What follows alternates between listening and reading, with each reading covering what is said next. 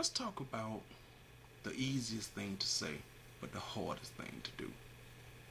I'm talking about breaking free from the one thing that's the source of so much of your stress, so much of your anger, so much of your pain, your heartache, your loneliness, and your frustrations. I'm talking about breaking up with someone. See, we have learned to justify staying with people for so many reasons like love, kids, illnesses, financial reasons, and even dysfunction. But no matter what reason you give yourself, it never outweighs that nagging feeling to leave. You see, the reasons that you give are logical reasons, all reasons motivated by fear. But no matter what reason you give, you can never suppress the overwhelming voice of your heart. Because if you truly pay attention and just take a moment and listen, sometimes the heart is screaming out. But unfortunately, as a society, we have become deaf when it comes to matters of the heart. We hear every insignificant thing because it's more comforting to us to hear life distracting chatter than to hear the kind and soft loving voice of your heart. See, the chatter will make you stay in that abusive relationship because you figure someone else out there has it worse than you. But you gotta realize that to somebody else, you are that someone who has it worst. See, the chatter will make you say, I'm gonna stay for the kids. But there's not a normal kid on this earth that wouldn't want to see his parents happy. See, the chatter will make you say that no one else will want me.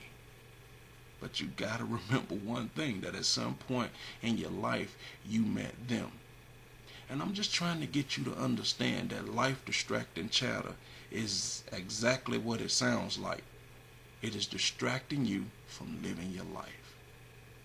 So many of us are living for other people. And those people are living for themselves. And when you finally find out, you feel like you have no purpose. And when you lack purpose, you mentally check out. And that's the moment I call putting your finger on the light switch. Now, just because you put your finger on the light switch doesn't mean that you're done. Because the time between you put your finger on the light switch and you're actually done could be years. Because let's just face it, we're just not trained anymore to listen to our heart. Now you are at the point where you've made this person your whole world. And the one person that you thought that you could count on, now they're no longer there. And I don't care what anyone says, no one is okay with being number two. The one person that you would have given your all for is the one person that could never put you first. It's a humbling and crumbling feeling. So now you're at the point where your heart is hurting. You feel the pain. You feel betrayed. Now your heart is screaming out the loudest. And this is the point where as humans we tend to ignore it even more. Now, isn't it amazing that human nature will make us fight for everything else except for ourselves? You should internalize and realize that the pedestal you put this person up on should have room for you on it as well. You gotta get to the point where you care as much for you as you do about that other person, and then care for yourself just a little bit more.